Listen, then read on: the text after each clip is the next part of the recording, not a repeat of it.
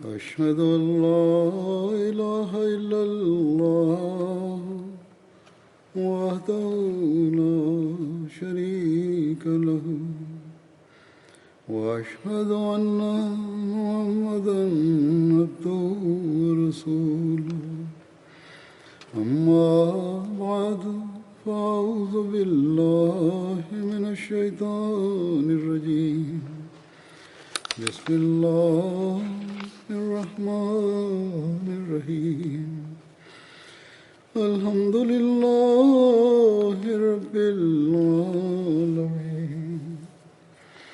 الرحمن الرحيم مالك يوم الدين إياك نعبد وإياك نستعين اهدنا الصراط المستقيم صراط الذين أنعمت عليهم غير المغضوب عليهم ولا الضالين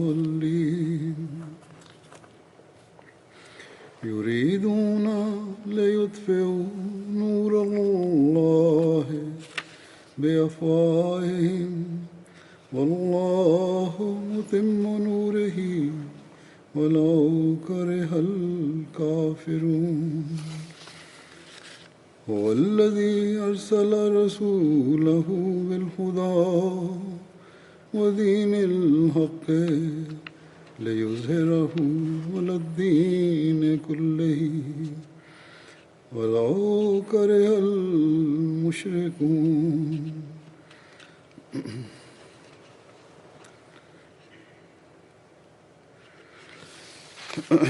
آیات کا ترجمہ ہے کہ وہ چاہتے ہیں کہ وہ اپنے منہ کی پھونکوں سے اللہ کے نور کو بجھا دیں، حالانکہ اللہ ہر حال میں اپنا نور پورا کرنے والا ہے، خواہ کافر ناپسند کریں۔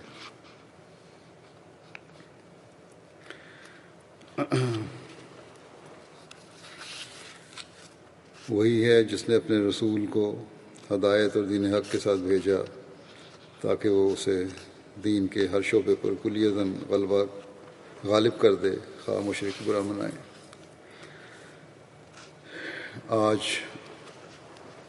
7 اگست ہے اور یہ جماعت احمدیہ یو کے کیلنڈر کے مطابق جلسہ سالانہ یو کے کا پہلا دن ہے، لیکن اس وبا کی وجہ سے جو ساری دنیا میں پھیلی ہوئی ہے، اس سال جلسہ سالانہ کا انعقاد نہیں ہو سکا۔ اللہ تعالیٰ جلد حالات معمول پر لائے اور اسی طرح تمام روایات کے ساتھ ہم جلسہ منعقد کر سکیں جس طرح ہمیشہ کرتے رہے، اور ایک دوسرے کو مل کر مودت اور اخوت کو بڑھائیں، اور جلسہ سالانہ کے پروگراموں کو سن کر علمی اور روحانی حالتوں کو بہتر کرنے کے سامان پیدا کر سکیں جس طرح پہلے ہوتے تھے۔ بہرحال اس کمی کو ایم ٹی اے نے کچھ حد تک پورا کرنے کا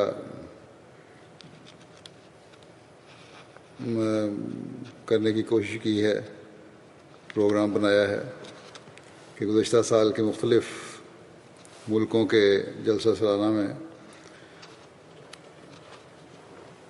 میری ان تقریروں کو دکھائیں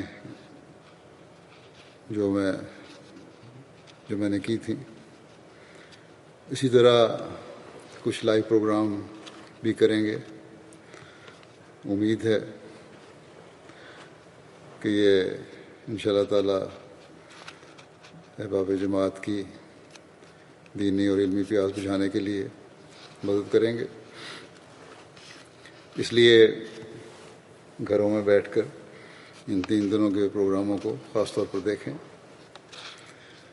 اس کے ساتھ ہی مجھے یہ بھی خیال آیا کہ اللہ تعالیٰ کے جو سال کے دوران جماعت پر فضل ہوتے ہیں، اس کے لیے بجائے یہ کہ گزشتہ سال کی رپورٹ پیش کی جائے MTA پہ، میں اس سال کی تازہ رپورٹ پیش کروں تاکہ ابواب جماعت کے لیے ازدیاد ایمان کا بھی باعث ہو۔ ان حالات کے باوجود جو گزشتہ 6-7 مہینے سے ہیں، وہ بعض کام جو باہر نکل کر اور زیادہ دیر تک ہو سکتے تھے وہ نہیں ہو سکے، لیکن پھر بھی اللہ تعالیٰ کے فضل سے جماعت کی ترقی کا قدم آگے ہی بڑھا ہے۔ اور خاص طور پر اکثر لوگ جو مجھے لکھتے ہیں جس میں خاص تبدیلیاں پیدا ہوئی ہیں، وہ ہے تربیت اور جماعتی تعلق۔ اس لحاظ سے اکثروں نے یہی لکھا کہ ان میں بھی اور ان کے بچوں میں بھی جماعت سے تعلق میں بہتری پیدا ہوئی ہے۔ بہرحال جیسا کہ میں نے رپورٹ پیش کرنے کے بارے میں کہا تھا، جلسہ کے دوسرے دن جو رپورٹ میں پیش کرتا تھا گزشتہ سالوں میں بھی، اس کا اکثر حصہ وقت کی کمی کی وجہ سے رہ جاتا تھا اور مکمل پیش نہیں ہو سکتی تھی۔ اس دفعہ کیونکہ کچھ موقع میسر آ گیا ہے، اس لیے میں نے یہ فیصلہ کیا کہ خطبہ جمعہ میں بھی اس رپورٹ کا کچھ حصہ پیش کروں اور پھر کچھ حصہ اتوار کی شام کو یہاں سے براہ راست ہال میں پروگرام کر کے وہاں سے پیش کیا جائے۔ گو کہ آج کے خطبے اور پرسوں شام جو ہمارا پروگرام ہے انشاءاللہ تعالیٰ خطاب کا، اس میں مکمل رپورٹ تو شاید پیش نہ ہو سکے، لیکن بعض ایمان افروز واقعات پیش ہو جائیں گے انشاءاللہ تعالیٰ۔ اس رپورٹ کے خاص نکات پیش کرنے سے پہلے میں حضرت مسیح موعود علیہ السلام کے دو ارشادات پیش کروں گا، جس میں جو ان آیات کی کچھ حد تک وضاحت کرتی ہیں جو میں نے ابھی تلاوت کی ہیں، اور حضرت مسیح موعود علیہ السلام کا یہ واضح اور کھلا اعلان بھی سامنے آ جاتا ہے کہ اب اسلام کی تبلیغ کے لیے، اسلام کے اس نشر ثانیہ کے دور میں، اس کا نشر ثانیہ کا جو دور ہے وہ آپ سے ہی وابستہ ہے، اور تمام تر مخالفتوں کے باوجود آپ کے سلسلے نے انشاءاللہ تعالیٰ پھلنا ہے، پھولنا ہے اور پھیلنا ہے، اور یہ اللہ تعالیٰ کا وعدہ ہے۔ اور جو رپورٹ اور واقعات میں پیش کروں گا وہ خود بول رہے ہیں کہ آپ کا دعویٰ صرف دعویٰ ہی نہیں بلکہ اللہ تعالیٰ کی تائیدات اور نصرت کے ساتھ نصرت آپ کے ساتھ اور آپ کی جماعت کے ساتھ ہے، اور کوئی دنیا کی طاقت نہیں جو اس ترقی کو روک سکے۔ حضرت مسیح علیہ السلام فرماتے ہیں تخمیناً عرصہ 20 برس گزرا ہے کہ مجھ کو اس قرآنی آیت کا الہام ہوا تھا، اور وہ یہ ہے هو الذی ارسل رسولہ بالہدی ودین الحق لیظہرہ علی الدین کلہ، وہ خدا جس نے اپنے رسول کو ہدایت اور سچے دین کے ساتھ بھیجا تا وہ اپنے دین کو تمام دنیا پر غالب کرے۔ اور فرمایا، اور مجھ کو اس الہام کے یہ معنی سمجھائے گئے تھے کہ میں خدا تعالیٰ کی طرف سے اس لیے بھیجا گیا ہوں کہ تا میرے ہاتھ سے خدا تعالیٰ اسلام کو تمام دینوں پر غالب کرے۔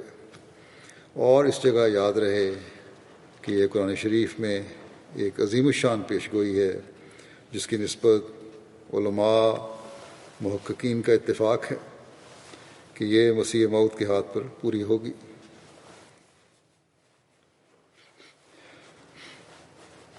جس قدر اولیاء اور ابدال مجھ سے پہلے گزرے ہیں، کسی نے ان میں سے اپنے تئیں اس پیش گوئی کا مصداق نہیں ٹھہرایا اور نہ یہ دعویٰ کیا کہ اس آیت مذکورہ بالا کا مجھ کو اپنے حق میں الہام ہوا ہے، لیکن جب میرا وقت آیا تو مجھ کو یہ الہام ہوا اور مجھ کو بتلایا گیا کہ اس آیت کا مصداق تو ہے، اور تیرے ہی ہاتھ سے اور تیرے ہی زمانے میں دین اسلام کی فوقیت دوسرے دینوں پر ثابت ہوگی۔ پھر آپ فرماتے ہیں کہ یہ صرف اسلام ہی ہے جو زندہ مذہب ہے، یہی ہے جس کا ربیع ہمیشہ آتا ہے، یعنی بہار کا موسم اس میں ہمیشہ آتا ہے، جبکہ اس کے درخت سرسبز ہوتے ہیں اور شیریں اور لذیذ پھل دیتے ہیں۔ اس کے سوا اور کوئی مذہب یہ خوبی نہیں رکھتا۔ اگر اس میں یہ خوبی نکال دی جائے تو یہ بھی مردہ ہو جاتا ہے، مگر نہیں، وہ زندہ مذہب ہے۔ اللہ تعالیٰ نے ہر زمانے میں اس کی زندگی کا ثبوت دیا ہے، چنانچہ اس زمانے میں بھی اس نے اپنے فضل سے اس سلسلے کو اسی لیے قائم کیا ہے تا وہ اسلام کے زندہ مذہب ہونے پر گواہ ہو اور تا خدا کی معرفت بڑھے اور اس پر ایسا یقین پیدا ہو جو گناہ اور گندگی کو بھسم کر جاتا ہے اور نیکی اور پاکیزگی پھیلاتا ہے۔ اس اب میں کچھ رپورٹ کے حصے پیش کرتا ہوں۔ اللہ تعالیٰ کے فضل سے اس سال دنیا بھر میں پاکستان کے علاوہ جو نئی جماعتیں قائم ہوئی ہیں ان کی تعداد 288 ہے، اور ان نئی جماعتوں کے علاوہ 1000 نئے مقامات پر، بلکہ 1000 سے زیادہ 1040 نئے مقامات پر پہلی بار احمدیت کا پودا لگا ہے۔ نئے مقامات پر جماعت کے نفوذ اور نئی جماعتوں کے قیام میں سیرا لیون سر فہرست ہے، جہاں 40 نئی جماعتیں قائم ہوئیں۔ اس کے بعد کانگو کنشاسا ہے، یہاں 31 جماعتیں قائم ہوئیں۔ تیسرے نمبر پر گانا ہے، جہاں 23 نئی جماعتیں بنی ہیں، اور اس کے علاوہ بہت سے دوسرے ملک ہیں جہاں 10، 12، 8، 9، 2، 3 جماعتیں قائم ہوئی ہیں۔ اس میں Gambia, Liberia, Benin, Ivory Coast, Niger, Senegal, Guinea Bissau, Tanzania, Guinea Conakry, Nigeria, Togo, Sao Tome, Cameroon, ترکی، کانگو برازیل، یوگنڈا اور اس طرح اور بھی بہت سارے ملک ہیں۔ ہمارے کانگو کنشاسا کے لوکل مربی معلم حمید احمد کہتے ہیں کہ ایک گاؤں ہے لوپی چاگو، اس کے سنی امام عثمان صاحب نے جب ریڈیو FM پر ہمارا تبلیغی پروگرام سنا تو ہماری مسجد پہنچ گئے اور مختلف سوالوں کی پچھاڑ کر دی۔ اس پر ان کے سوالات کے تسلی بخش جوابات دیے گئے۔ نیز ان کو جماعت کا سواحیلی ترجمہ قرآن بھی دیا گیا اور دیگر جماعتی کتب بھی دی گئیں۔ ان کتب کے مطالعہ کے بعد اللہ تعالیٰ کے فضل سے انہوں نے بیعت کر لی اور وعدہ کیا کہ اپنے گاؤں جا کر جماعت کا پیغام دیں گے۔ اللہ کے فضل سے ان کی تبلیغ سے اس گاؤں میں 20 افراد پر مشتمل ایک نئی مخلص جماعت قائم ہو چکی ہے۔ پھر گیمبیا کے امیر صاحب لکھتے ہیں کہ رمضان کے مہینے میں ایک ریجن میں وہاں کے معلم سلسلہ نے اور صدر جماعت نے ایک تبلیغی پروگرام بنایا۔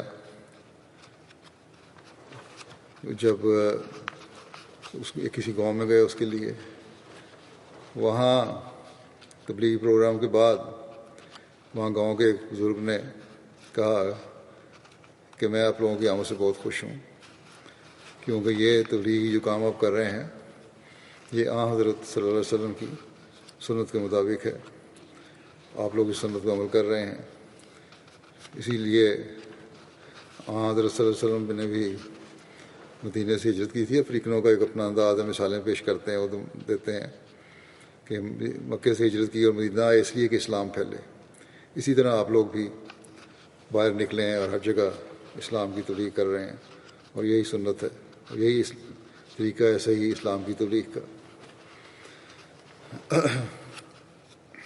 اور ہم لوگ آپ کو خوش آمدید کہتے ہیں، اور جو آپ لوگوں نے امام مہدی علیہ السلام کی تعلیمات پیش کی ہیں یہی حقیقی اسلام ہے. ہم سب اسلام ایمان لاتے ہیں اور حضرت مرزا غلام احمد علیہ السلام کو وہی امام مہدی مانتے ہیں جس کی پیشگوئی حضرت صلی اللہ علیہ وسلم نے فرمائی تھی. یہاں اللہ تعالیٰ کے فضل سے 2 فیملیز کے کل 19 افراد نے بیعت کی اور احمدیت میں داخل ہوئے. امیر صاحب لائبیریا لکھتے ہیں کہ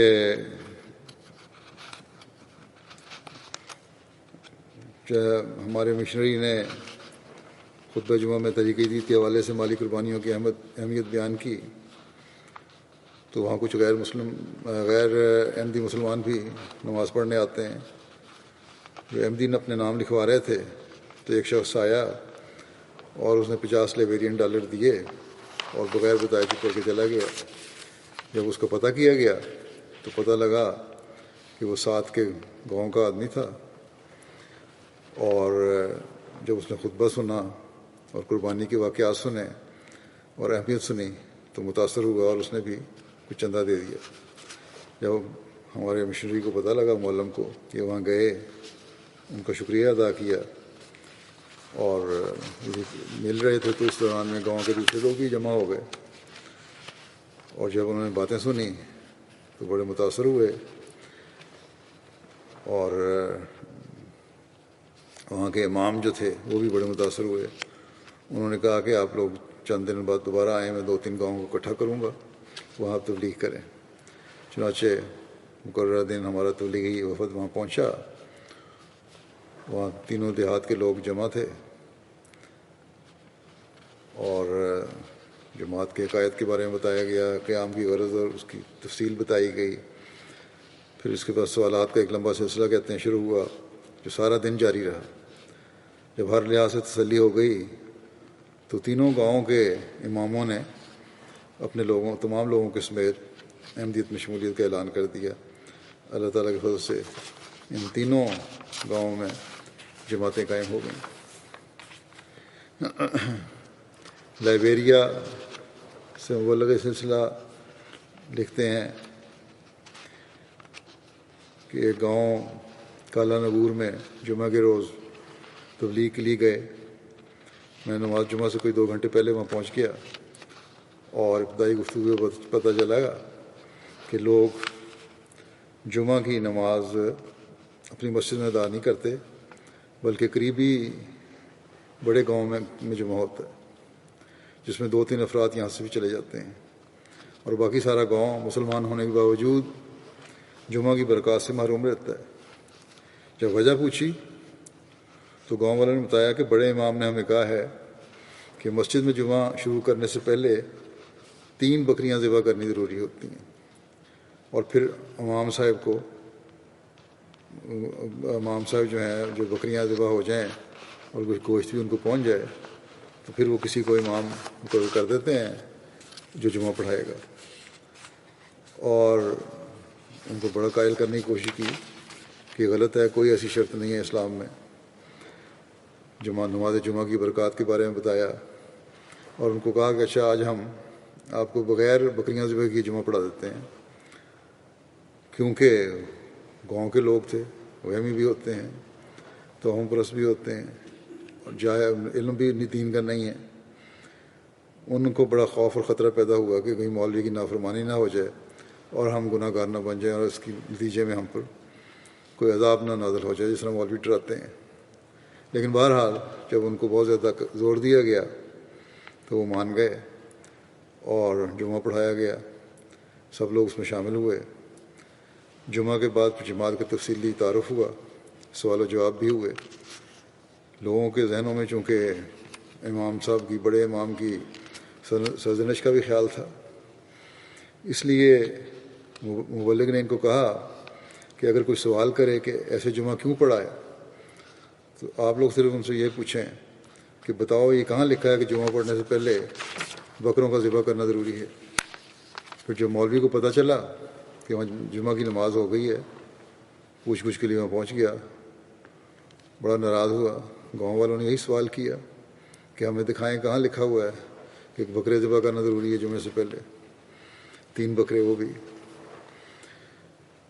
بعد میں ہمارے لوکل مشنری نے گاؤں کے ایک شخص کو جمعہ پڑھنے کا طریق سکھا دیا.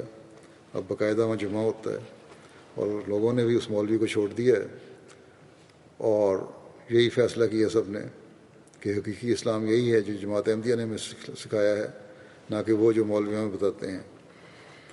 اور اللہ کے فضل سے ان میں سے اکثر لوگ جماعت میں شامل ہو گئے. اللہ کے فضل سے یہ نئی جماعت کا قیام ہوا. عجیب یہ نئی بدعات ہیں جو ان لوگوں نے شروع کی ہوئی ہیں مذہب کے نام پہ، اور اسی طرح کامل لوگوں کو یہ بیچاروں کو غلط رہنمائی کرتے ہیں. فلپائن سے مبلغ سلسلہ لکھتے ہیں کہ سالوپنگ کا علاقہ شدت پسند مسلمانوں کی وجہ سے مشہور ہے، اور تبلیغی جماعت کی سرگرمیاں بھی یہاں کافی تیز ہیں. اس علاقے میں ہمارے ایک مولم صاحب کے سسرالی رشتہ دار بھی رہتے ہیں. مولم صاحب نے جب اپنے رشتہ داروں کو تبلیغ کی تو ان کی طرف سے مثبت جواب ملا، تو نیشنل سطح پر یہاں تبلیغ کا پروگرام بنایا گیا، اور 3 معلمین اور 3 داعیان کی ایک ٹیم ایک ہفتہ کے لیے اس علاقے میں بھیجی گئی. لوکل مسلمانوں کی طرف سے مخالفت کا سامنا ہوا، جس طرح عموماً ہوتا ہے، لیکن اس مخالفت کے باوجود اللہ تعالیٰ کے فضل سے 23 افراد بیعت کر کے جماعت میں شامل ہوئے. سینیگال کے امیر صاحب لکھتے ہیں کہ ایک ریجن ہے تانبا کنڈار، اس میں ہمارا تبلیغی وفد گیا، ایک قصبے میں گیا. وہاں جا کر معلوم ہوا کہ وہاں پہلے سے ہی 2 فرقوں تجانیہ اور مریدیہ کے مابین بحث جاری ہے. وہاں کے امام نے ہمارے وفد کے ایک ممبر کو کہا کہ ان میں سے کوئی فرقہ حق پر نہیں، ہم انتظار کرتے ہیں کیونکہ ہم نے سنا ہے کہ ایک سچا امام آنے والا ہے، ہم اس کو تسلیم کریں گے. جب ہمارے وفد نے تبلیغ کی اور سوال و جواب کیے تو ہمارے وفد کے پاس کتاب تھی مولانا نذیر مبشر صاحب کی القول الصریح فی ظہور المہدی والمسیح، اور قاعدہ یسن القرآن بھی تھا. دونوں اس امام نے خرید لیے اور وفد نے تبلیغ کی اور واپس آ گئے. 2 دن کے بعد امام نے فون کر کے بلایا اور کہا کہ ہمیں منڈنگا زبان کا ترجمہ قرآن بھی چاہیے. وہ بھی منگوایا انہوں نے. جب دوسری مرتبہ ہمارا وفد وہاں گیا تو اس نے ہمارے وفد سے کہا کہ ہم جس مذہب کے انتظار میں تھے وہ یہی احمدیت ہے، کیونکہ میں نے آپ کی کتاب اور قرآن کریم کا ترجمہ اپنی زبان میں پڑھا ہے. اس طرح یہ سارا گاؤں احمدیت میں داخل ہو گیا اور نئی جماعت کا قیام عمل میں آیا. اور وہاں پھر قاعدے بھی وہاں دیے گئے، ان کو قرآن کریم بھی دیے گئے تاکہ ان کو قرآن کریم بھی پڑھنا سکھایا جائے. گوئٹے مالا کے امیر صاحب لکھتے ہیں کہ کوبان شہر میں، یہاں سے 10 کلومیٹر کا ایک علاقہ ہے، وہاں دوران سال پہلی دفعہ جماعت کا تعارف ہوا. وہاں 2 مرتبہ دورہ کر کے اسلام احمد کے پیغام پہنچایا گیا اور انہیں جلسہ سالانہ گوئٹے مالا پر دعوت دی گئی. ان میں سے ایک فیملی کے 3 افراد جلسہ سالانہ گوئٹے مالا پر آئے اور بیعت کر کے جماعت میں شامل ہوئے. اس طرح یہاں ایک نئی جماعت کا آغاز ہوا ہے، اور یہ فیملی اپنے دوسرے فیملی کے لوگوں کو احمدیت کا پیغام پہنچا رہی ہے، تبلیغ کر رہی ہے. سینیگال کے امیر صاحب لکھتے ہیں کہ وہاں 10 جگہوں پر ایک ریجن میں لوکل معلمین اور مشنریز کے تحت ہفتہ میں 1 گھنٹہ ریڈیو کا پروگرام ہوتا ہے، اور 1 گھنٹہ میرا خطبہ جو ہے وہ مسلسل نشر ہوتا ہے۔ یہ تبلیغ کا بہت اہم ذریعہ ہے۔ ان پروگراموں میں لوگ فون کر کے سوال و جواب بھی کرتے ہیں۔ اس ذریعے سے اس سال 20 دیہات میں جماعت احمدیہ کا پودا لگ چکا ہے۔ لوگ نہ صرف احمدیہ کی طرف مائل ہو رہے ہیں بلکہ خود ہی فون کر کے اپنے ہاں آنے کی دعوت بھی دیتے ہیں۔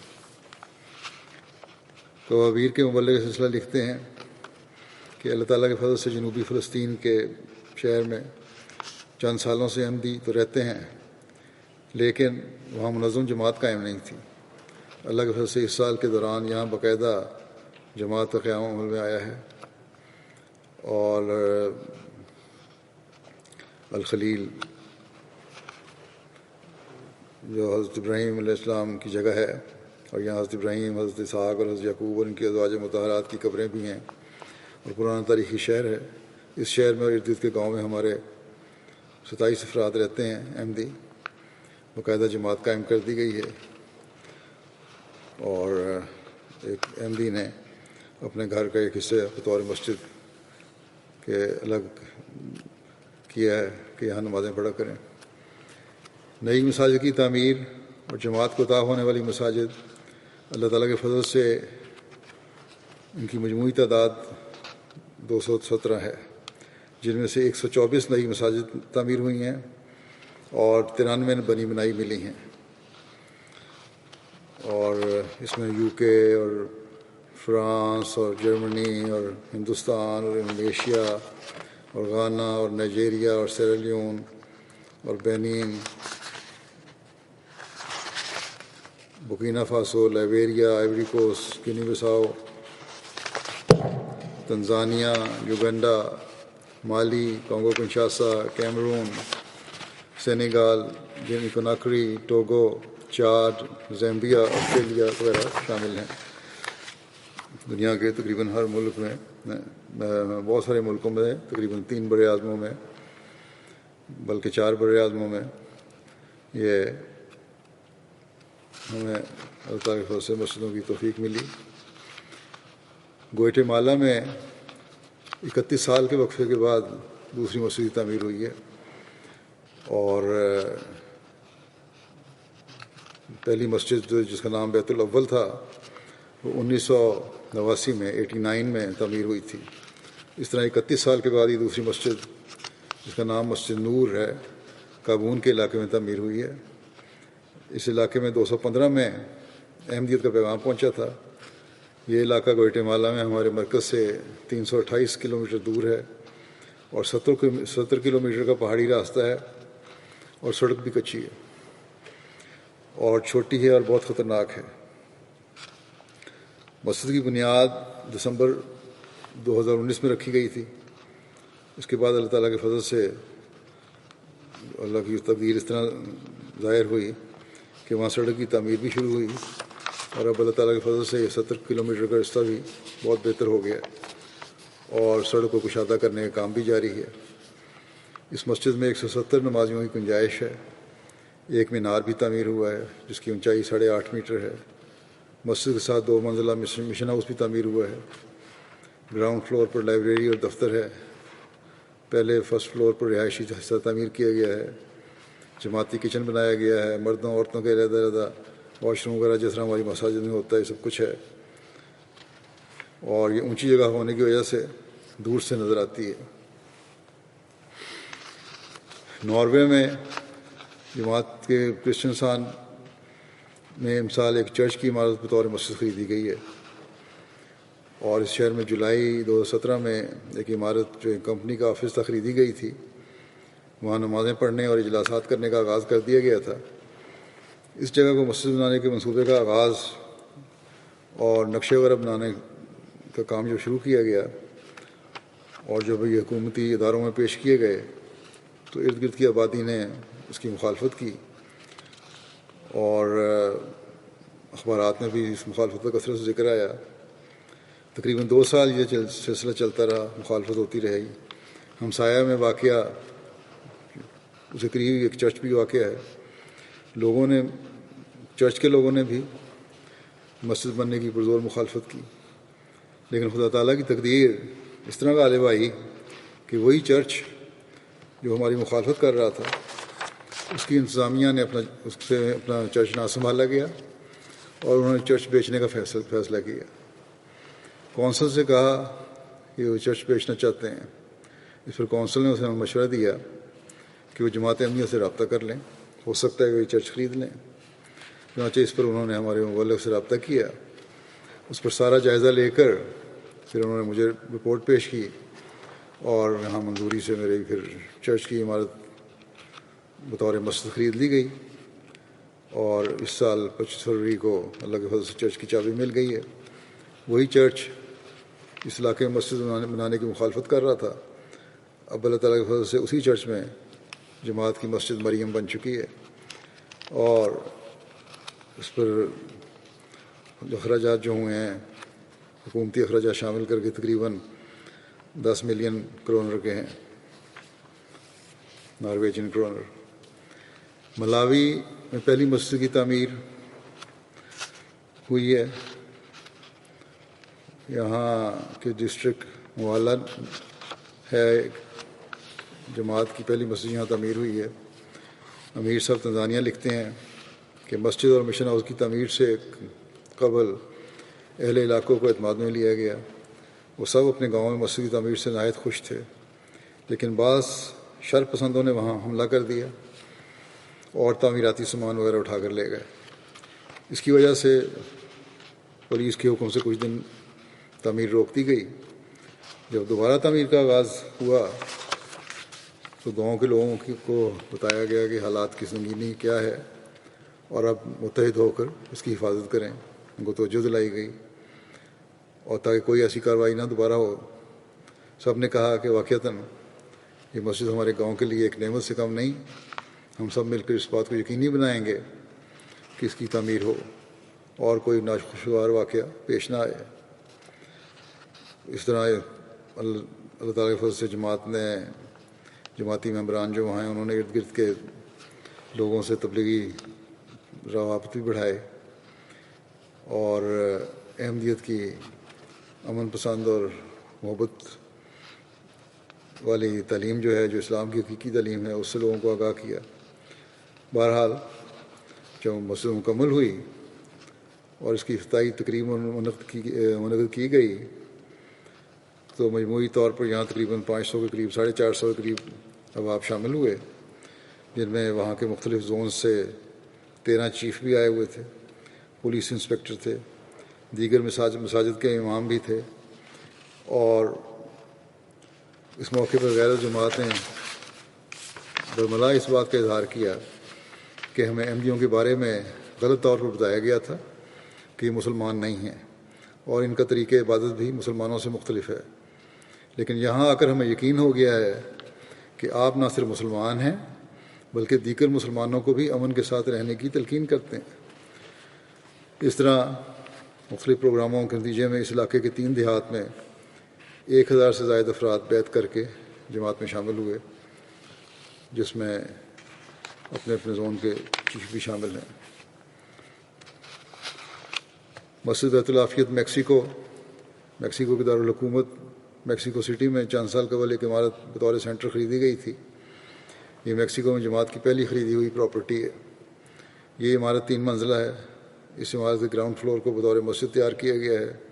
اس فلور پر مردوں اور عورتوں کے لیے نماز کا ہال ہے، لائبریری ہے اور جماعتی دفتر ہے، اور چند کمرے ہیں جو مختلف کلاسوں کے لیے استعمال میں لائے جاتے ہیں۔ دوسری عمارت پر مربی سلسلہ کی رہائش ہے، اور تیسری منزل حسب ضرورت بعد میں استعمال میں لائی جائے گی۔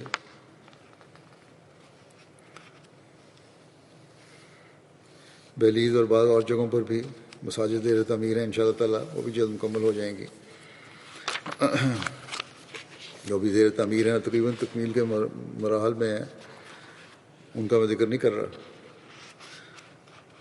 امیر صاحب مالی لکھتے ہیں کہ مالی کی ایک جماعت ڈیما ہمارے مرکز باماکو سے 3 کلومیٹر کے فاصلے پر واقع ہے، جہاں 4 سال قبل مسجد کی تعمیر کا کام شروع ہوا، اور جب آخری مراحل میں تھا یہ کام، مینار اور فنیشنگ وغیرہ کا کام رہتا تھا، تو گاؤں کے چیف کی طرف سے کہا گیا کہ مسجد کا کام روک دیا جائے، اور مخالفت کی وجہ سے لوگوں نے احمدیت کے بارے میں غلط باتیں گاؤں کے چیف اور میئر وغیرہ سے کیں، بہرحال کام روک دیا گیا اور 3 سال تک کوشش ہوتی رہی۔ اگر 3 سال کے بعد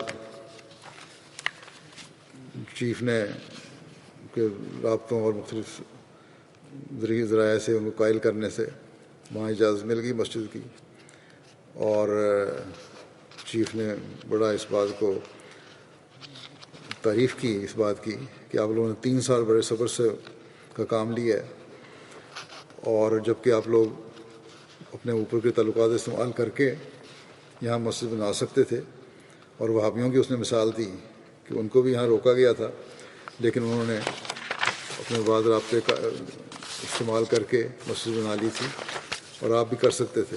لیکن جس طرح آپ لوگوں نے صبر سے کام لیا ہے اس پہ ہمیں آپ کی بڑی قدر ہے۔ اور گاؤں کے چیف اور ان کے نائبین نے بار بار جماعت سے معافی مانگی کہ ہم اتنی لیٹ آپ کو اجازت دے رہے ہیں، اور انہوں نے کہا کہ اب ہم نے متفقہ فیصلہ کیا ہے کہ آپ لوگ مسجد کا کام مکمل کروائیں اور نمازیں شروع کر لیں، اور اللہ کے فضل سے باقاعدہ اس مسجد میں نمازیں شروع کر دی گئی ہیں۔ امیر صاحب تنزانیہ لکھتے ہیں کہ اس سال ایک ان کی ریجن ہے، اس میں 2 جماعتوں میں اللہ کے فضل سے مسجد بنانے کی توفیق ملی۔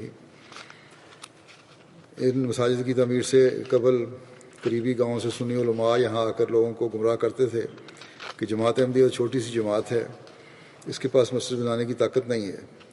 انہوں نے اس سے پہلے 2 مسجدیں بنائی ہیں قریبی گاؤں میں، بس وہی کافی ہیں اور ان سے مسجد کوئی نہیں بننی۔ لیکن کچھ ہی عرصے بعد جب اس گاؤں میں بھی مسجد کی تعمیر کا آغاز ہوا تو حیران رہ گئے، اور لوگوں کو کہنے لگے لگتا ہے ان لوگوں کے پاس کوئی خاص طاقت ہے جو اتنے کم عرصے میں بڑی خوبصورت مسجدیں بنا لیتے ہیں، ہم سے تو یہاں ایک ٹینٹ بھی نہیں لگایا گیا جہاں ہم نماز ادا کر سکیں۔ پھر انہوں نے دوسرے حربے استعمال کرنے شروع کر دیے، لوگوں میں خوف پھیلانا شروع کر دیا کہ احمدیوں سے بچ کر رہو، ان کے ارادے یہ ہیں کہ یہ سارے علاقے پہ قبضہ کر لیں گے اور یہ کر دیں گے وہ کر دیں گے اور مسجد بنائیں گے۔ لیکن بہرحال لوگوں نے کوئی پرواہ نہیں کی ان کی۔ مبلغ فقینہ فاسو لکھتے ہیں کہ قاری جماعت میں جہاں مسجد کی تعمیر کا کام ہو رہا تھا وہاں ہر فرد ہی مسجد کی تعمیر میں ایک علیحدہ جذبے سے حصہ لے رہا تھا، اور چندہ کی تحریک بھی کی جا رہی تھی لوگوں کو، ہر کوئی اپنے اپنے رنگ میں اس نیکی میں شامل ہو رہا تھا۔ ایک دن 2 بڑی عمر کے احمدی آئے، ان کے ہاتھ میں 2 مرغ تھے اور کچھ انڈے لیے ہوئے تھے، اور انہوں نے کہا کہ ہمارے پاس صرف یہی ہے، 2 مرغے ہیں اور یہ انڈے ہیں، اس کو ہی ہماری طرف سے مسجد میں کے لیے بطور چندہ سمجھ لیں تاکہ ہم بھی اس نیک کام میں شامل ہو جائیں۔ چنانچہ معلم صاحب نے ان کو اس کی رسید دی۔ 100 سال بعد بھی افریقہ کے غریب لوگ اس روایت کو قائم کر رہے ہیں جو آج سے تقریباً 80-90 سال پہلے یا 100 سال پہلے قادیان کے غریب لوگوں نے قائم کی تھی۔ اور اگر کوئی دیکھے، عقل کی آنکھ سے دیکھے اور سعادت اس میں ہو تو خود ہی اس کو پتہ لگ جائے گا کہ یہ سچائی نہیں تو اور کیا ہے، کہ اللہ تعالیٰ خود ہی لوگوں کے دلوں میں تحریک پیدا کرتا ہے کس طرح قربانیاں کرنی ہیں۔ تنزانیہ کے ارینگا ریجن کے معلم احمد صاحب لکھتے ہیں کہ اپریل 2020 میں چند خدام کے ساتھ ایک قریبی گاؤں میں گیا اور لوکل گورنمنٹ سے اجازت لے کر پبلک وہاں پر دوپہر 1 بجے سے شام 6 بجے تک تبلیغی لیکچر کا انعقاد کیا۔ لیکچر کے بعد حاضرین کے سوالات کے جواب دیے گئے۔ اس پروگرام کے آخر میں ایک 72 سالہ خاتون حلیمہ صاحبہ اپنے ہاتھ میں ایک فائل لیے ہوئے آئیں اور کہا کہ میں مسلمان ہوں اور لمبے عرصے سے یہاں رہائش پذیر ہوں، میں نے کبھی کسی کو اسلام کی تبلیغ کے لیے یہاں آتے نہیں دیکھا، اور اپنے ہاتھ میں پکڑی ہوئی فائل معلم کو دیتے ہوئے کہا کہ یہ میرا رہائشی پلاٹ ہے، اس کے کاغذات ہیں، یہ اس کی رجسٹریشن وغیرہ ہے، جب آپ کی جماعت یہاں تیار ہو جائے اور آپ مسجد تعمیر کرنا چاہیں تو میرا پلاٹ حاضر ہے، یہ ملکیت میں آپ کو دیتی ہوں۔ چنانچہ اب جو ہے وہاں اباب جماعت کے وقار عمل سے مسجد کی تعمیر شروع ہو گئی ہے، اینٹیں وغیرہ بنا لی ہیں انہوں نے، اور جو یہ کام کر رہے ہیں ان میں اس بڑھیا خاتون کے بیٹے بھی شامل ہیں۔ اس طرح خدا تعالیٰ ایک فطرت لوگوں کے دل میں ڈالتا ہے جو مددگار بن کے آتے ہیں۔ بورکینا فاسو کی ایک جماعت ہے قاری، وہاں کی خاتون ہے زینب صاحبہ، وہ کہتی ہیں کہ میں بی اے کا امتحان پاس کرنے کے بعد 2 سال تک نرس بننے کے لیے ٹیسٹ دیتی رہی لیکن کامیاب نہ ہو سکی۔ میں نے اور میرے خاوند نے پرائیویٹ نرسنگ اسکول میں داخلے کے لیے پیسے جمع کرنے شروع کر دیے اور اس دوران ٹیسٹ بھی دیتی رہی لیکن امید نہ تھی کہ داخلہ ہوگا۔ اسی دوران قاری کی مسجد کے لیے چندے کی تحریک کی گئی تو ہم نے جو رقم تعلیم کے لیے جمع کی تھی وہ چندہ میں ادا کر دی اور داخلے کا ارادہ کچھ دیر کے لیے ترک کر دیا۔ کہ ابھی اس بات کو کہتی ہیں 2 ہفتے بھی نہیں ہوئے تھے کہ مجھے ہیلتھ ڈپارٹمنٹ کی طرف سے فون آیا کہ آپ کو کی ڈائریکٹ سلیکشن ہو گئی ہے، آپ کی تعلیم کے تمام اخراجات گورنمنٹ خود ادا کرے گی۔ اس طرح اللہ تعالیٰ لوگوں کے ایمان میں اضافے کا بھی سامان پیدا فرماتا ہے۔ اللہ تعالیٰ کے فضل سے اس سال 97 مشن ہاؤسز کا بھی اضافہ ہوا اور مشن ہاؤسز میں تبدیلی سینٹر میں پہلا نمبر غانا کا ہے، پھر انڈونیشیا ہے، پھر بھارت ہے، پھر سیرا لیون ہے، پھر Congo Kinshasa, Congo Brazil, Burkina Faso, Ivory Coast, Mali, اس کے علاوہ بہت سارے دوسرے ملک ہیں، آسٹریلیا، بنگلہ دیش، بیلیز، کینیڈا، گیمبیا، گوئٹمالا، گنی بساؤ، میسیڈونیا، ملاوی، ناروے، ساؤتومے، ٹونگا، ترکی، یہاں بھی ایک مشن ہاؤس کا اضافہ ہوا۔ تنزانیہ کے سیمیو ریجن کے سے معلم لکھتے ہیں کہ گزشتہ سال قائم ہونے والی جماعت میں اس سال مسجد اور مشن ہاؤس کی تعمیر ہوئی۔ اس دوران عیسائیوں کے ایک پادری نے پوچھا کہ یہ گھر کس لیے بنایا جا رہا ہے؟ انہوں نے بتایا گیا کہ جماعت کے معلم کی رہائش ہے۔ اس پر انہوں نے حیرت کا اظہار کیا کہ اس گاؤں میں عیسائیوں کے 6 چرچ ہیں اور اکثر فرقے لمبے عرصے سے اس گاؤں میں آباد ہیں۔ ان میں سے کسی ایک کو بھی یہ توفیق نہیں ہوئی کہ اپنے پادری کی رہائش تعمیر کر سکیں۔ یقیناً آپ لوگ اپنے مذہبی رہنماؤں کی عزت اور احترام کرتے ہیں اور اپنے موٹو محبت سب کے لیے نفرت کسی سے نہیں پر پورا عمل کرتے ہیں، اور یہ مثال دوسروں کو بھی اپنانی چاہیے۔ جماعت احمدیہ کا ایک خصوصی امتیاز وقار عمل ہے۔ اس سال جو افریقہ کے مختلف ممالک میں مساجد اور مشن ہاؤسز بنائے گئے اور دوسری کام کیے گئے، اس میں 148 ممالک سے موصولہ رپورٹ کے مطابق 114 ملکوں میں کل 41,111 وقار عمل کیے گئے، جن کے ذریعے سے 52,13,000 US ڈالرز کی بچت ہوئی ہے۔ اب اگر مسجد جو افریقہ میں بنتی ہے اس کے اخراجات کو دیکھیں تو اس کا مطلب ہے تقریباً وقار عمل کی رقم سے جو بچت ہوئی ہے اس سے 10 مزید مسجدیں بنانے کی اللہ تعالیٰ نے جماعت کو توفیق دے دی۔ اس طرح اللہ تعالیٰ ہمارے پیسے میں بھی برکت ڈالتا ہے۔ مرکزی نمائندگان کے دورہ جات ہوئے اور دنیا کے بے شمار ملکوں میں دورے ہوئے، جہاں مرکزی نمائندگان گئے اور وہاں ان کی تفصیل لمبی ہے، میں چھوڑ دیتا ہوں۔ اللہ کے فضل سے وہاں مثبت اثر ہوا ان دوروں کا۔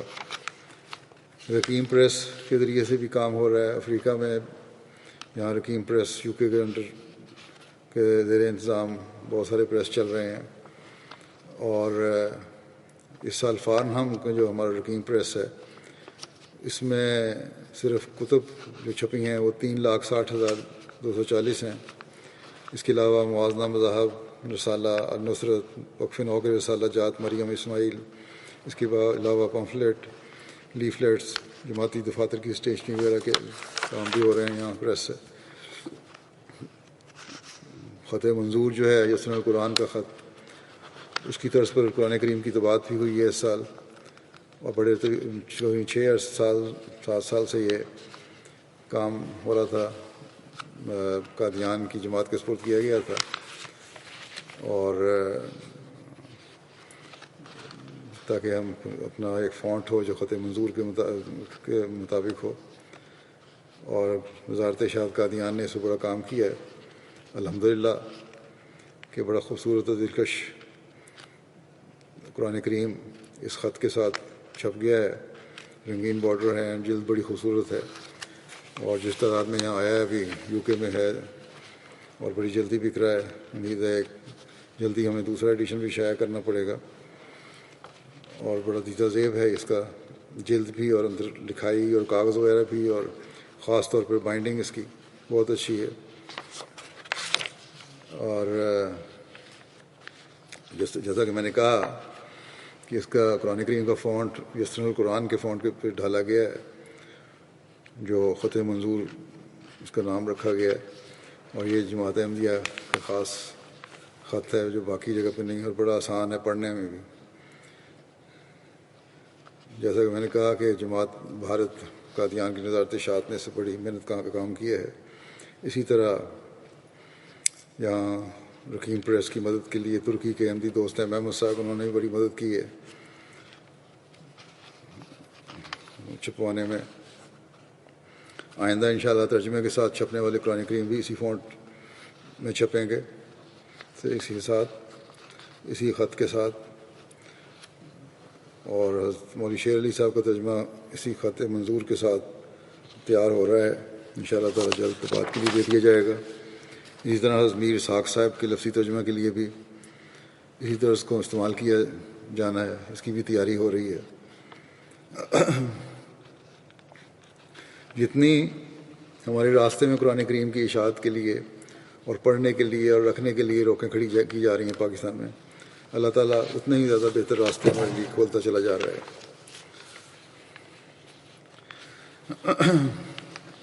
اس وقت رکین پریس انگلستان کی نگرانی میں افریقہ کے 8 ممالک Ghana, Nigeria, Tanzania, Sierra Leone, Ivory Coast, Gambia, Burkina Faso اور بینین میں پریس کام کر رہے ہیں، اور مشینری بھی ان کو مہیا کی گئی ہے.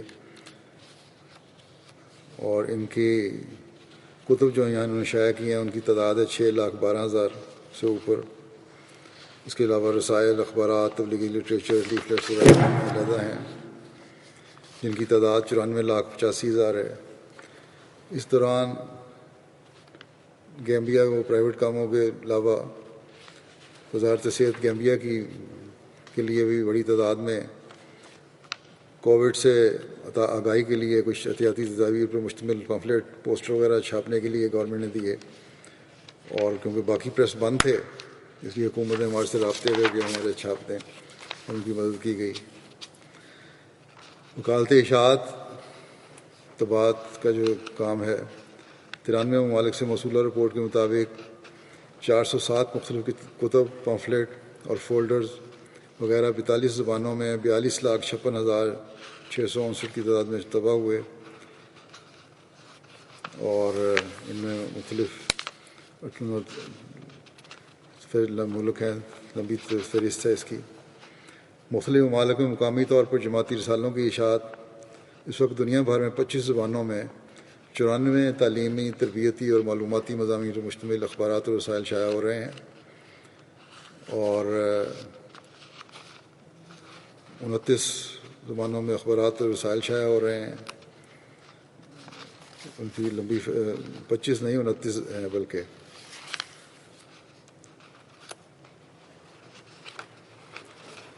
رپورٹ وکالت اشاعت کی ترسیل کا ایک علیحدہ شعبہ ہے.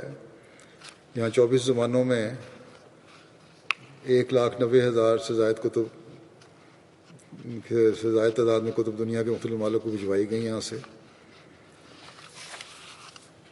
اس کے علاوہ مختلف ممالک میں 709 مختلف عناوین پر مشتمل کتب، فولڈرز اور پمفلیٹس 63,87,000 کی تعداد میں مفت تقسیم کیے گئے، اور ان کے ذریعے دنیا بھر میں لکھوں کا لوگوں نے تک پیغام پہنچا.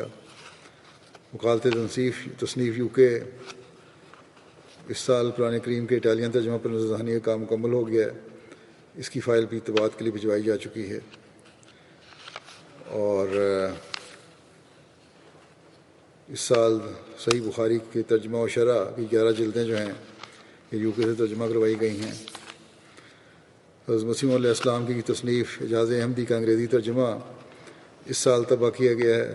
اتمام الحجہ اور جنگ مقدس کے انگریزی ترجمے پر کارروائی مکمل ہو چکی ہے۔ انشاءاللہ یہ جلد یہ کتب بھی طباعت کے لیے بھجوا دی جائیں گی۔ روحانی خزائن کی جلد اہم کے علاوہ دیگر 22 جلدوں کی انگلستان سے طباعت کی جا رہی ہے، اور یہ 10ویں جلد بھی انشاءاللہ تعالیٰ شروع ہو جائے گی، تو امید ہے 23 کی 23 جلدیں جلد آ جائیں گی۔ 1920 کے دوران 36 ممالک اور 8 ڈیسک کی جانب سے موصولہ رپورٹ کے مطابق 33 زبانوں میں 154 کتب فولڈر تیار کیے گئے، جن میں انگریزی، Spanish, Latvian, Luganda, Farsi, German, Burmese, French, Hausa, عربی، Swahili, Indonesian, Urdu, Chinese, Burundi, Mandinka, Macedonian, Tonga, پرتگیزی، عبرانی، Dutch, Croatian, Fula, Bemba, Lozi, Albanian, Russian, Bangla, Yoruba, Wolof, Nyanja, Thai, Norwegian وغیرہ شامل ہیں۔ یوکرین سے ایک دوست ایگرو میترک صاحب جو گزشتہ سال جلسے پہ آئے تھے، شامل ہوئے تھے، احمدی نہیں ہیں، بہت اچھے تجزیہ نگار ہیں، تبصرہ نگار ہیں، علم الادیان کے ماہر ہیں۔ یہ کہتے ہیں کہ انہوں نے یہاں آئے تھے جب میرے سے ملاقات بھی ان کی ہوئی تھی، ان کو میں نے کہا تھا کہ اسلامی اصول کی فلاسفی کا مطالعہ کریں، اور پڑھے لکھے آدمی ہیں، اور پھر اب تک تبصرہ کریں۔ چنانچہ واپس آ کر کہتے ہیں کہ میں نے کتاب کا مطالعہ شروع کیا تو ایک ہی دفعہ میں ساری کتاب مکمل کر لی۔ کہتے ہیں کتاب کا مطالعہ کرنے کے بعد مجھے علم ہوا کہ حضرت مرزا غلام احمد قادیانی علیہ السلام صرف ایک مذہبی لیڈر ہی نہیں تھے، بلکہ علم الادیان کے ایک بہت بڑے محقق بھی تھے۔ میں نے اپنی زندگی میں بہت سی کتب کے بارے میں اپنی رائے لکھی ہے، لیکن میں نے کبھی یہ محسوس نہیں کیا کہ ان کتب سے کوئی نئی چیز پائی ہے، لیکن اسلامی اصول کی فلاسفی کے مطالعہ سے میرے علم میں بے حد اضافہ ہوا ہے۔ اس کتاب پر یہ تبصرہ صرف عقل کے ترازو پر نہیں بلکہ اپنے دل اور روح کے آئینہ سے گزار کر لکھ رہا ہوں۔ پھر کہتے ہیں کہ حضرت مسیح موعود علیہ السلام نے تجدید اسلام اور امت مسلمہ کی اصلاح کی خاطر خاص زور دیا ہے۔ اس میں کوئی شک نہیں کہ کسی بھی مذہب کی تجدید ایک نہایت اہم امر ہے۔ اس حوالے سے اگر ہم قرون وسطیٰ کی طرف نظر ڈالیں تو ہمیں معلوم ہوگا کہ یورپ میں اصلاحات کا عمل شروع ہونے سے پہلے عیسائیت میں ایمان اور یقین کا بہت بڑا بحران پیدا ہو چکا تھا، اور جب تک مسیح موعود مبعوث نہیں ہوئے اسلام کی بھی صورتحال ایسی ہی تھی۔ کہتے ہیں مجھے خاص طور پر وہ حصہ زیادہ پسند آیا جہاں طبی حالت اور اخلاق کا مفہوم سمجھایا گیا ہے۔ ہمارے لیے نہایت ضروری ہے کہ ہم اپنی تخلیق کے اصل مقصد اور خدا تعالیٰ کی تخلیق کی اہمیت کو سمجھیں اور اس کی قدر کریں۔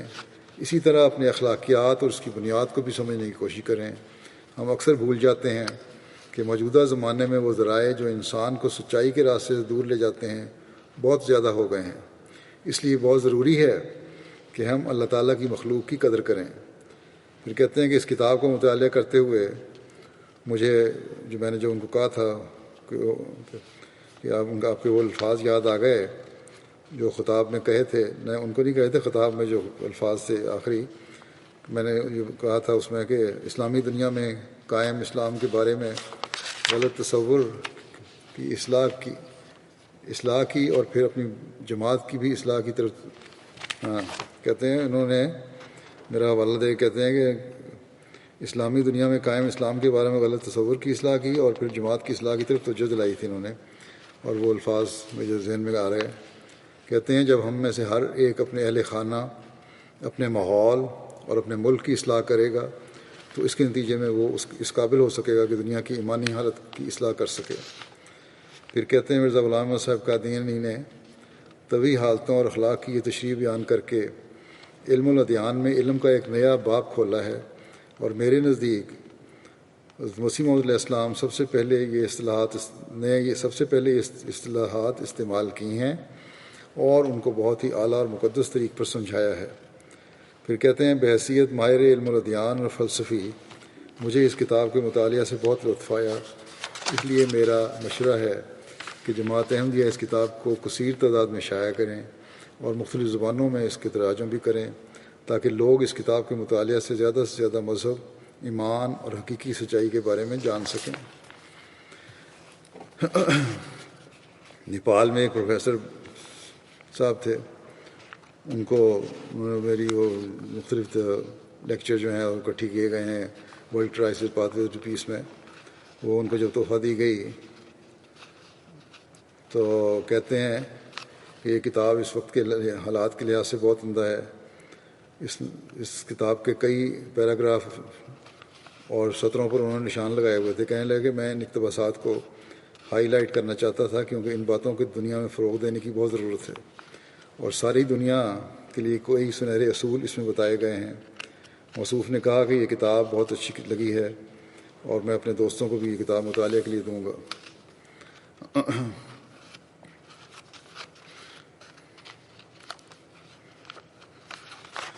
پھر یہ کہتے ہیں ایک اور پروفیسر ہیں ڈاکٹر گووندا نیپال کے، وہ بھی تبصرہ کرتے ہیں کہ میں نے اس کتاب کا مطالعہ کیا ہے اور آج جب کہ ساری دنیا میں میڈیا کی وجہ سے مسلمانوں کو غلط رنگ سے پیش کیا جاتا ہے، ایسے میں ایک مسلم لیڈر کا ساری دنیا میں امن کے قیام کے لیے کوشش کرنا غیر مسلموں کے لیے بہت حیران کن ہے. اور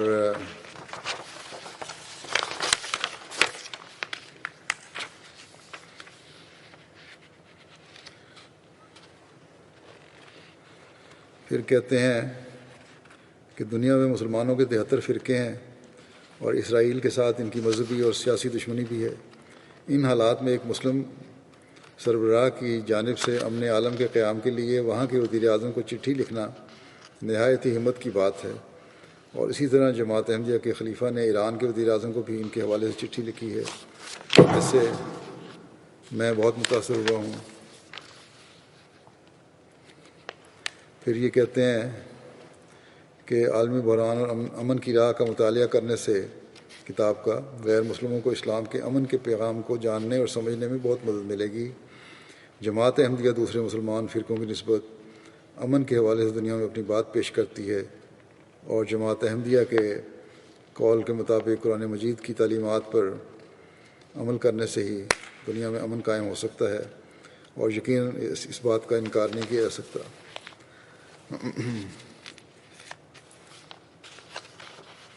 پھر ایک دوست آئے نیپال میں ایک بک سٹال پہ یہ کتاب دیکھ کے کہنے لگے کہ یہ سوال اس کتاب میں یہ جو سوال اٹھایا گیا ہے کہ اسلام جنگ کی اجازت کیوں اور کب دیتا ہے، اس تعلق سے کہنے لگا کہ یہ بہت اہم سوال ہے جس کا میں بڑے عرصے سے جواب ڈھونڈ رہا تھا اور آج مجھے جواب ملا ہے.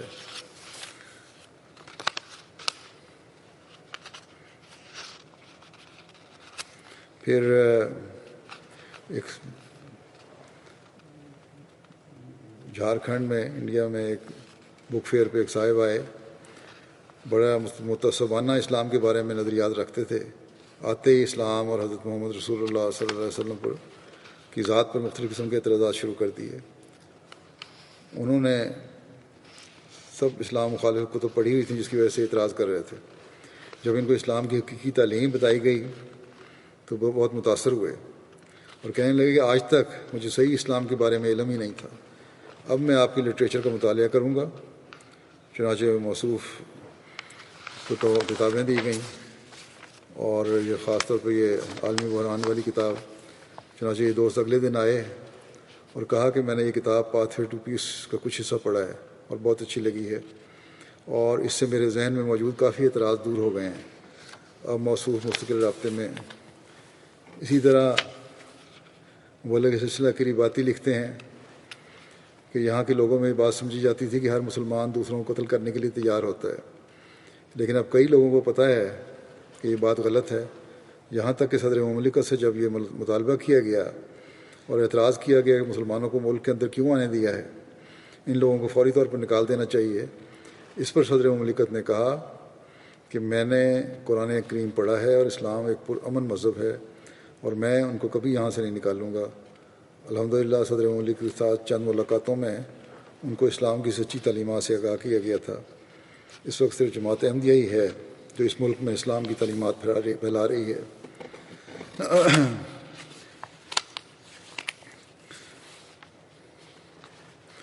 پھر شیانگا ریجن کے دورے کے دوران ریجنل مبلغ کہتے ہیں وہاں یہ وہاں کے چیئرمین سے ملاقات ہوئی.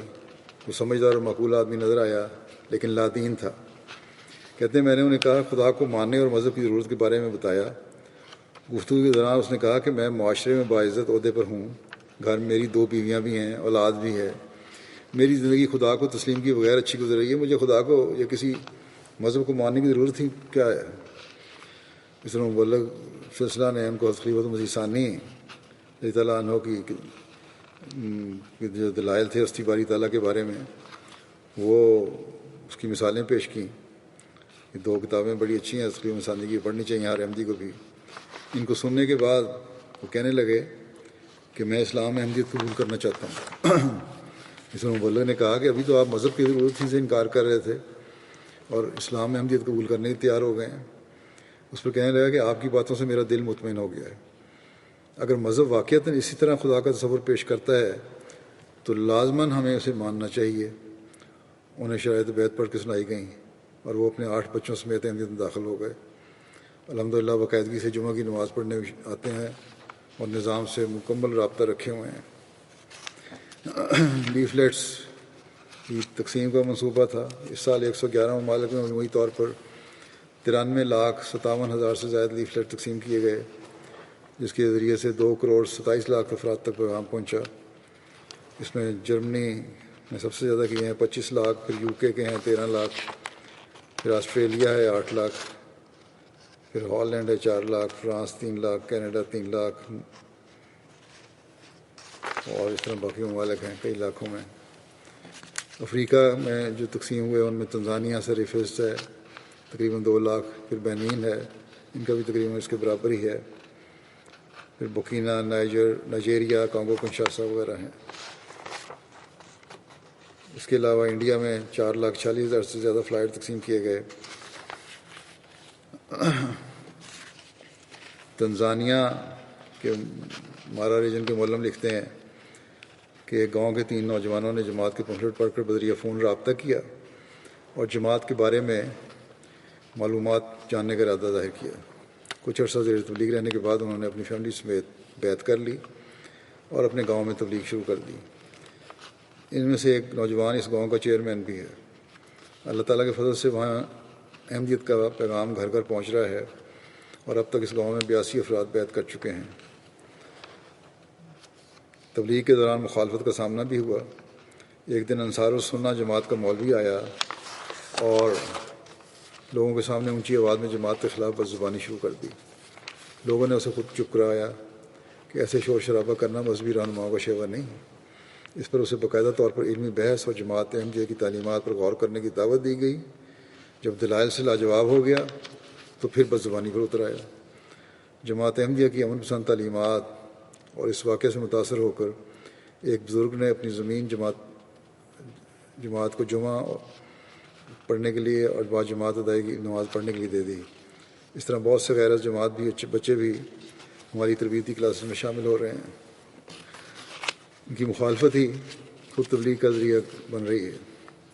فرانس کی جماعت کے صدر لکھتے ہیں کہ تولوز شہر کے سینٹر میں لگنے والے اتوار بازار میں لیفلیٹنگ کر رہے تھے کہ ایک ادھیڑ عورت کی عمر مسکراتے ہوئے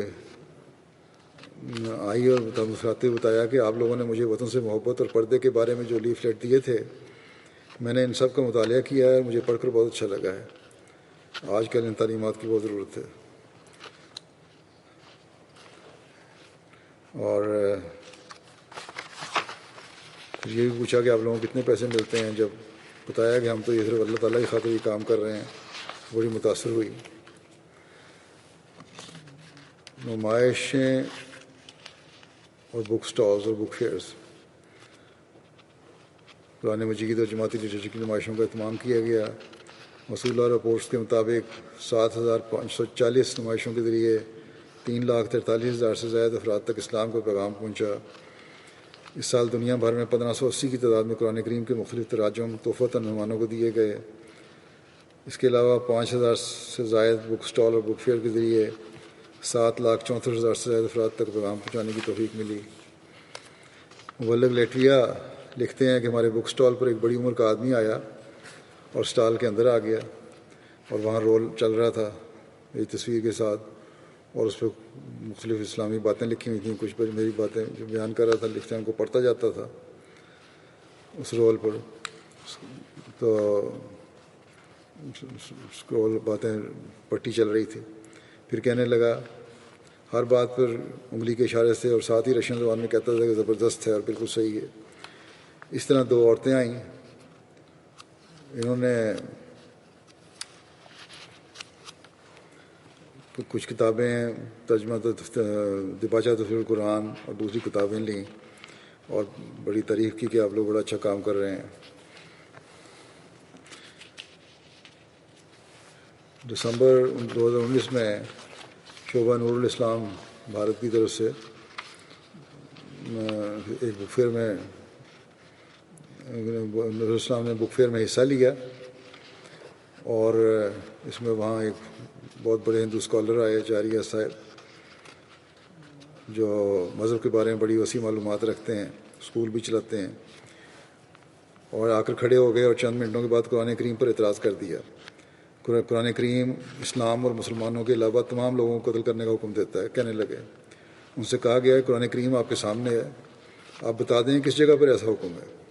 اس پر کہنے لگے کہ میں نے سارا قرآن پڑھا ہوا ہے اور کسی مقام پر یہ حکم ہے اس کا مجھے علم نہیں ہے. چنانچہ ان کے سامنے قرآن کریم کی تعلیمات اور غیروں کے ساتھ اسلام کے حسن سلوک کی تعلیم اور اسوہ رسول پیش کیا گیا. چند منٹ اسلامی تعلیمات سننے کے بعد موصوف کہنے لگے کہ میں اسٹال کے اندر بیٹھ کر اسلام اور قرآن کے بارے میں مزید معلومات حاصل کرنا چاہتا ہوں. چنانچہ موصوف کو تقریباً 2 گھنٹے تک ان کے تمام سوالات اور اعتراضات کے تسلی بخش جواب دیے گئے. اس پر انہوں نے برملا اظہار کیا کہ میں نے آج تک ایسے تسلی بخش جوابات نہیں سنے. میں اسلام کے متعلق معلومات حاصل کرنے کے لیے بے شمار علماء کے پاس گیا ہوں اور در بدر گھوما ہوں، لیکن علماء میرے سوالات کے اس طرح جواب دیتے تھے کہ میرے اندر اسلام اور قرآن سے ہمدردی کے بجائے نفرت اور زہر بھرتا گیا، اور میرے اندر اس قدر نفرت اور زہر بھر دیا گیا کہ ہم سب نے مل کر یہ فیصلہ کیا، ان کے جو دوست تھے، کہ اسلام کے خلاف ایک ٹی وی چینل کھولا جائے. چنانچہ ہم نے اس بارے میں کام شروع کر دیا اور کچھ ریکارڈنگ بھی باقاعدہ طور پر شروع کر دی. لیکن اب آپ لوگوں نے میری دنیا ہی بدل دی ہے.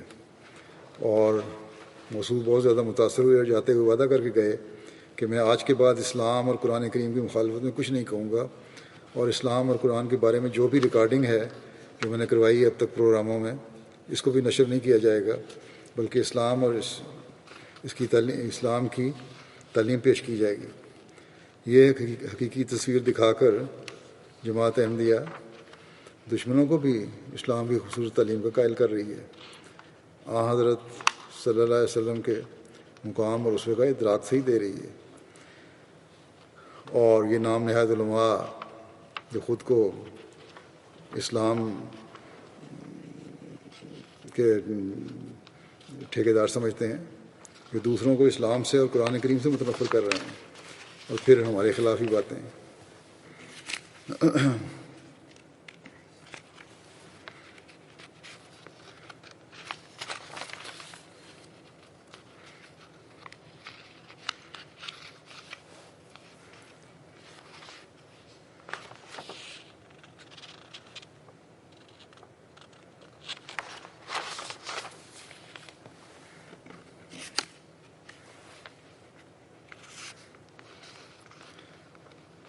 آگرہ بک فیئر کے موقع پر لوکل اخبار اگر بھارت کے رپورٹر ہمارے اسٹال پہ آئے، ان سے گفتگو ہوئی. بے ساختہ موصوف نے بے ساختہ امت کی حالت زار کا اظہار کیا، جس پر انہیں جماعت احمدیہ کے ذریعے کی جانے والی اسلامی خدمات کے بارے میں بتایا گیا تو بہت متاثر ہوئے اور اس کام میں ہماری ہر قسم کی اعانت کا وعدہ کیا. موصوف نے اپنے روابط کے ذریعے ہمارے پیغام کو دیگر 3 نیوز چینل میں بھی نشر کروایا، جس کے ذریعے لاکھوں افراد تک جماعت احمدیہ کا پیغام پہنچا.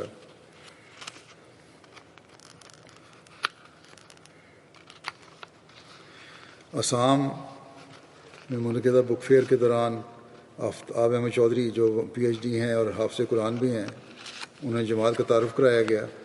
تفصیلی گفتگو ہوئی. دوران گفتگو ان کو وفات مسیح پر جماعتی عقائد سے متعارف کرایا گیا. قرآن مجید سے ہی وفات مسیح کو پیش کیا گیا.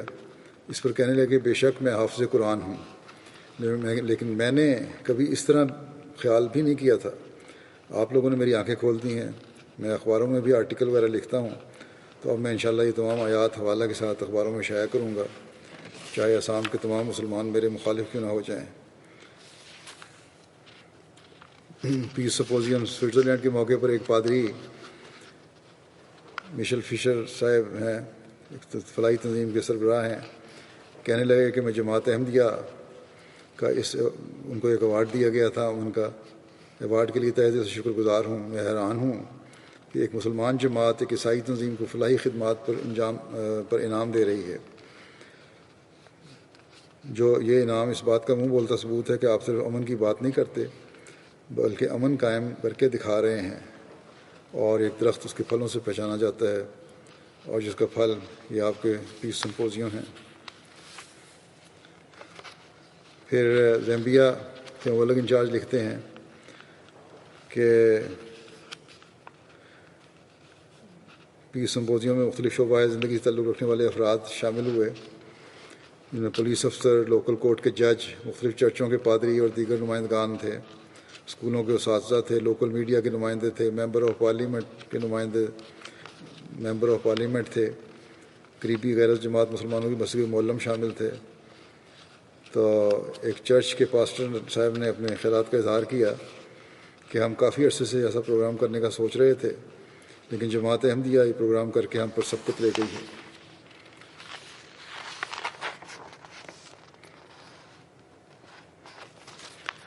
چندی گڑھ میں پیس سمپوزیم کے انعقاد پر ایک افغان دوست عبید اللہ کی جماعت کا تعارف کروایا گیا. انہوں نے حضرت مسیح علیہ السلام کے بارے میں بتایا گیا. آپ نے مسیح موعود اور مہدی موعود ہونے کا دعویٰ کیا ہے، جس کی خوشخبری حضرت صلی اللہ علیہ وسلم نے دی تھی. جب یہ اس افغان دوست کو بتایا گیا اور کہا گیا کہ آپ غور کریں کہ اور حالات دیکھیں، کیا یہ مسیح اور مہدی کے آنے کا وقت نہیں ہے، ان کا چہرہ سرخ ہو گیا، کانپنے لگے اور بار بار یہی کہتے رہے کہ کیا یہ سچ ہے کہ مسیح موعود آ گیا. اس کے بعد ان کو حضرت مسیح علیہ السلام کے الفاظ میں حضرت صلی اللہ علیہ وسلم کی شان بتائی گئی تو بہت جذباتی ہو کر ہمارے احمدی دوست کے ماتھے کو چوما اور کہا کہ اسلام کی حقیقی تعلیم یہی ہے جو آپ کے ذریعے دنیا میں پیش کی جا رہی ہے. فن لینڈ سے وہاں کے نیشنل صدر صاحب لکھتے ہیں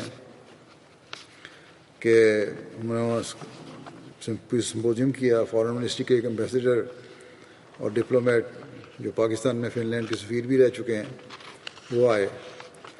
کہتے ہیں مجھے واقعی آپ کی باوقار تقریب میں شامل ہو کر بہت مسرت ہو رہی ہے.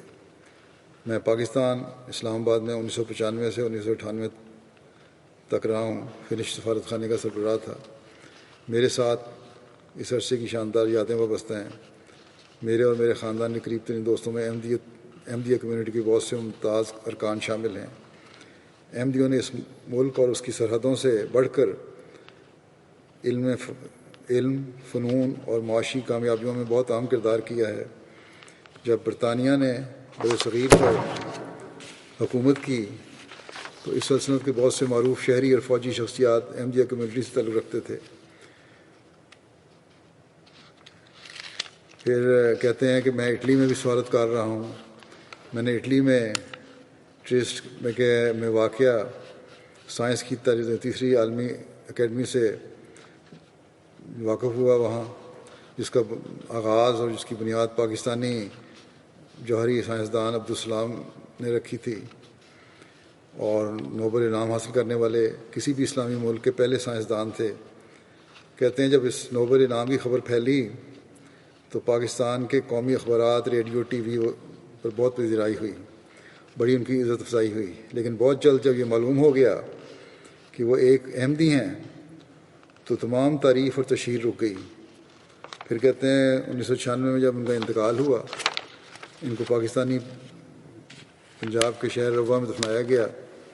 اور پھر ایک شرم کی بات یہ ہے کہ ان کی کتبہ پر لفظ مسلمان مٹا دیا گیا اور بہرحال انہوں نے سارا پرسیکیوشن کا ذکر کیا. بہرحال اور آج کل تو تاریخ کی کتابیں بدلی جا رہی ہیں، بچوں کے ذہنوں سے حقیقی تاریخ کو مٹایا جا رہا ہے. ہم چاہے کچھ کہیں یا نہ کہیں، دنیا کا پڑھا لکھا طبقہ خود جانتا ہے کہ جماعت احمدیہ نے پاکستان کے لیے کیا خدمات سر انجام دی تھی اور اس وقت کیا سلوک احمدیہ کے ساتھ کیا جا رہا ہے۔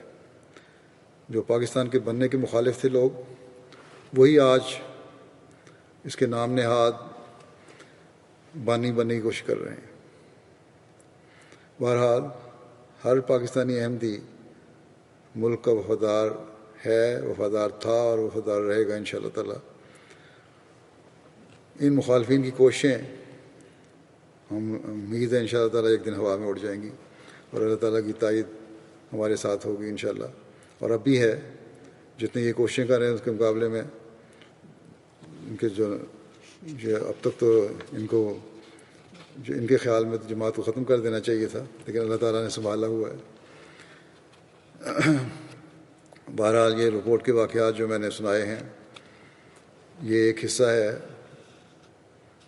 اور جو جیسا کہ میں نے کہا یہ رپورٹ جلسے کے دوسرے دن بیان کی جاتی ہے۔ اس کا اس سال کیونکہ جلسہ نہیں ہو رہا، جیسا کہ میں پہلے بیان کر چکا ہوں، میں نے سوچا تھا کہ 2 قسطوں میں اس کو بیان کر دوں گا۔ چنانچہ پروگرام بنایا گیا کہ انشاءاللہ تعالی اتوار کو شام کو 4 بجے مختصر گیدرنگ کے سامنے، سامعین کے سامنے جلسہ کی طرز پر میں بقایا ایسا بھی بیان کر دوں گا انشاءاللہ یہاں ہال میں، اور جہاں سے ساری دنیا ایم ٹی کے ذریعے سے سن لے گی، اور ان افضال کا جو دوران سال اللہ تعالیٰ نے جماعت پر کی ان کا ذکر ہو جائے گا۔ اس رپورٹ میں سے ہی بہرحال مجھے بہت سارے واقعات نکالنے پڑے ہیں، باتیں نکالنی پڑی ہیں، تو انشاءاللہ بقایا اتوار کو پیش کروں گا۔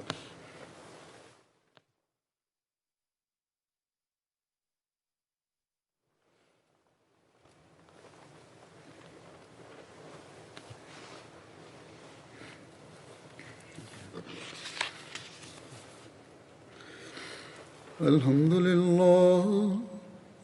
لله نحمده ونستعينه ونستغفره ونؤمن به ونتوكل عليه ونعوذ بالله من شرور أنفسنا ومن سيئات أعمالنا من يهده الله فلا مضل له ومن يضلل فلا هادي له ونشهد أن لا إله إلا الله ونشهد أن محمدا عبده ورسوله عباد الله رحمكم الله إن الله يأمر بالعدل والإحسان وإيتاء ذي القربى